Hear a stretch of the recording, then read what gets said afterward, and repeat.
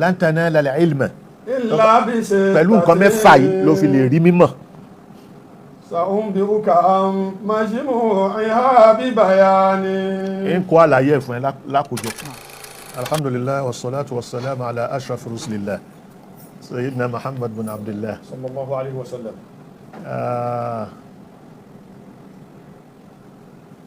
tẹ́ bá ti gbé nǹkan kan kalẹ̀ àbí tí wọ́n bá gbé nǹkan kan kalẹ̀ ẹ ní dojúkọ bí tí wọ́n kọ́kọ́ tán gbé sí yẹn torí pé tẹ́ bá ń wo òun nìkan èèyàn ní gẹ̀ẹ́tì nǹkan tó ń ṣẹlẹ̀. tó tí wọ́n bá fókọ̀sì ẹyọ kan yẹn kò ní mọ nǹkan tó ń ṣẹlẹ̀. akramakumullah. nígbà tí wọ́n pè ní protocolat inú 24 aka 16 bẹ́ẹ̀ ni sá. so ó kù mẹ́jọ tó kù tá a kà yẹn àfi ó fi hàn wáyé pé yóò bímọ ìkọ̀ọ̀kan tá a kà yẹn òun náà bímọ. so because ẹ ní máa wo ẹyọ kọ̀ọ̀kan tá a kà yẹn bẹ́ẹ̀ ni sá. ẹ máa wo èyí tó wà lẹ́yìn ó yẹ kó bímọ so lẹ́ẹ̀ máa fi wọ́nra wọn. lẹ́ẹ̀ máa fi wọ́nra wọn. akramakumullah sá. so lápèjúwe alaka 16 bẹ́ẹ̀ ni sá. ká máa pé 16 tá a kà yẹn times 2 ó kéré jù. ẹyọ kọ̀ọ̀kan yẹn yóò bímọ kọ̀ọ̀kan. ó bímọ kọ̀ọ̀kan ká sọ pé àmú kéré bẹ́ẹ̀. akramakumullah sá. so àwa ka 16 tó kù àká ó sì gbọ́dọ̀ bímọ but kéèyàn wá dúró lórí pé 16 ni kó fi mọ bẹ́ẹ̀ aláhí ni gáfìlà ló máa wà. so ìyẹn ó jẹ́ oríkùsù kan. so nínú àwọn ọmọ tó bí làwọn Rotary làwọn Lions Club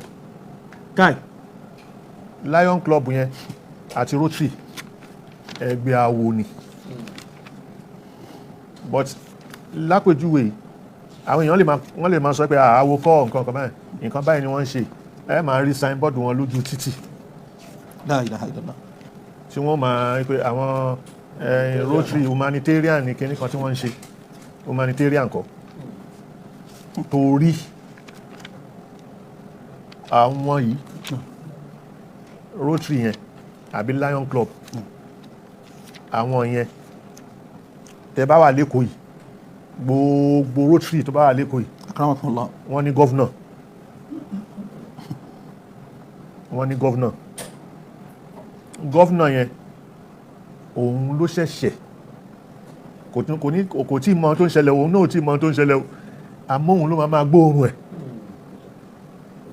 tí wọ́n máa initiate ẹ̀. akramakumullah. so òun ti ń dé ó ti ní tẹ́rkíyà lọ sí bí kan initiate ẹ̀ ni. so ó ti ní tẹ́rkíyà. akramakumullah.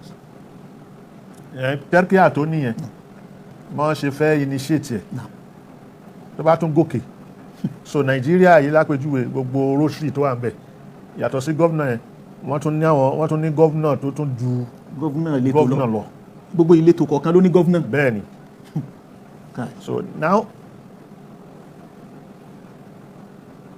àwọn gọ́vnà yẹn ló mọ kelimatul murur bẹ́ẹ̀ ni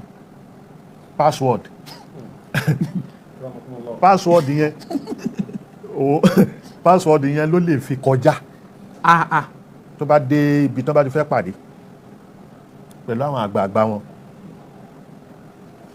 password yẹn àwa ń ka password yẹn à ń mọ̀ ló tó bá fẹ́ ṣàdúrà ní ìsìn o lè bá nu tíra àdúrà. ní tíra àdúrà tára mùsùlùmí lò. bẹ́ẹ̀ ni wọ́n ti rìn jìnnà tó bẹ́ẹ̀.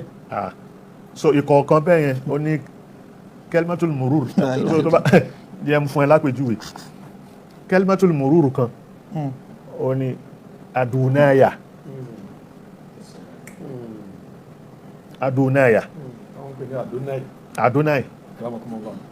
so kelimatul murur kan ó ní el shaddai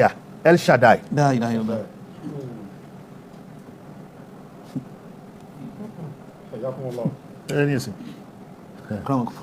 bó ṣe wà nìyẹn. ẹ kàn ra fún wa ní tips méjì. bẹ́ẹ̀ni tó bá fẹ́ wọ bẹ̀ kan adonaya wọ́n á ṣílẹ̀kùn fún. àwọn tó wà nínú ilé ti mọ̀ pé ẹni tó mọ̀lẹ̀kùn kàn ni. bẹ́ẹ̀ni ó ní iye ìgbà tó máa kàn. so bó ṣe rí nìyẹn. kí ọlọ́run kí ó jẹ́ àríyìn pẹ́sà wọn bá ráńpẹ́ iná ó yó wa. àwọn mímọ̀ yìí torí mímọ̀ ni téèyàn bá ti gbọ́ nǹkan lẹ́nu bàbá lágége mímọ̀ ni báwo lèèyàn ṣe lè rí. béèyàn ṣe lè rí. akramakumullah. àkọ́kọ́ náà ni pé ìmọ̀ kì í ṣe dọ̀rábà zayidu amra ìmọ̀ kọ́ yẹn. wọ́n nara wọn látijọ́ iná ni. but wàsílà nìyẹn tó lè fi nímọ̀. akramakumullah. because dọ̀rábà zayidu amra fẹ́ kọ́ elédè. ó fẹ́ kọ́ elédè ni. akramakumullah. so yóò kọ́ elédè lárúbáwá. anakumullah. tó bá ti wá mọ̀ náà wù dọ̀rábà zayidu amra kò sọ ẹ́ di onímọ̀. Allahu akbar. kí ni èdè tó gbọ́ yẹn kí ló fi mọ̀ tó jẹ́ tinú ẹyin. bẹ́ẹ̀ni akramakumullah. òun ni tó bá gbọ́ Gẹ̀ẹ́sì èdè ló gbọ́. akramakumullah. kí ló fi mọ̀. anakumullah. ẹ bá dé UK ẹ ráwọn tí wọ́n ń ṣiṣẹ́ kíní Gẹ̀ẹ́sì náà ló ń sọ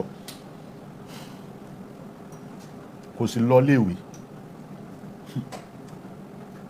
ẹgbọ́n ọdún sọ kò lọ léèwé. yóò máa sọ èdè yẹn bí sẹ́líkọ̀. bẹ́ẹ̀ni. akramakumullah. so bó ṣe rí ni. kí ọlọ́run kí ó jẹ́ àrí bàbá pẹ́. so bí wọ́n ṣe wá mọ̀ ní pé tó bá fẹ́ràn mímọ̀ ó kù kasratul ittila so mo fẹ́ mọ̀ eléyìí mo fẹ́ mọ̀ eléyìí mo fẹ́ mọ̀ eléyìí. kéèyàn lójú kòkòrò pé mo fẹ́ mọ̀.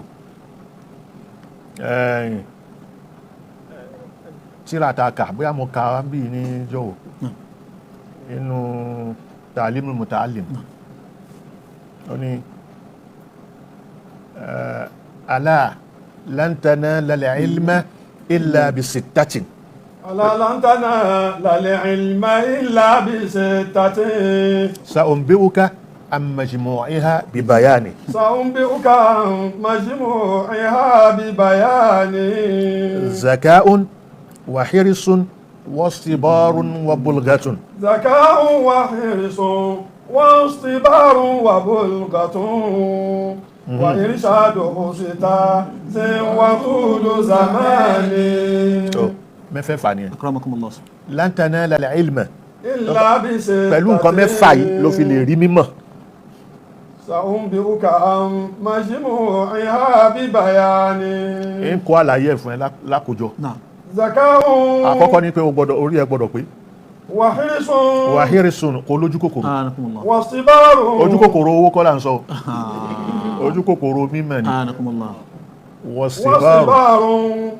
o ò lè kó o tán o gbọ́dọ̀ ní sùúrù. àgbémára.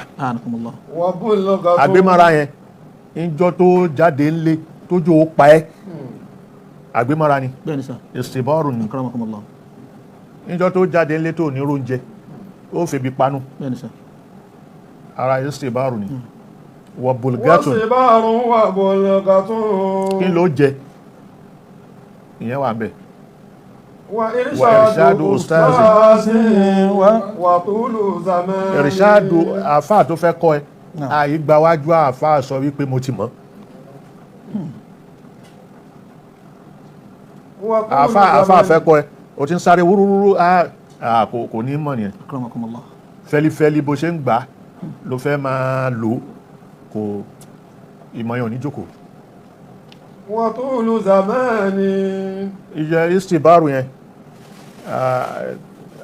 al-ajalatu min ash-shaytan kéèyàn máa kánjú àṣetáni ló ń fà. so alukurani wa kọ́ wa Jibirilu ni àfáà Nabi sallallahu alayhi wa sallam. Ọlọ́run wa sọ pé la tu'ajjil bihi lisanaka litajala bihi la tuharrik bihi lisanaka litajala bihi inna alayna má kánjú bá ń tún bẹ̀rẹ̀ má kánjú.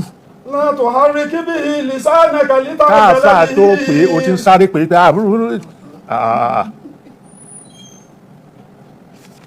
لا تحرك به لسانك لتعجل به إن علينا جمعه وقرآنه. ó wá ní sùúrù yẹn bá ṣe máa kó jọ àfọ́ ò lè kó lè ṣí ọpọlọ ọmọ kéwẹ̀ lẹ́ẹ̀kan náà kó sì kó tíra sí inna alayna jam'ahu àwa alákòójọ fún ẹ wa qur'anahu kíkà ẹ̀ àwa alákọ̀ ẹ̀ فإذا قرأناه bàbá ti wá kà á fún ẹ قرآنه jẹ́tí kó gbọ́ kó wá tẹ̀lé ثم إن علينا بيانه a wà ṣẹ̀ṣẹ̀ kó àlàyé ẹ̀ fún ẹ sí so bó ṣe wà nìyẹn. فتعالى الله الملك الحق ولا تعجل بالقرآن من قبل أن يقضى إليك وحيه وقل رب زدني علما. ọlọ́run ló ń kó o jọ fún yẹn Allahu Akbar. ló bá wá kó o jọ àdúrà tí wọ́n máa ṣe ní pé rabbi zidni ilman fi mọ̀ mọ̀ mí Akramakumullah. jẹ́ lékún ní mímọ̀ kó máa tọrọ ẹ̀. kí Ọlọ́run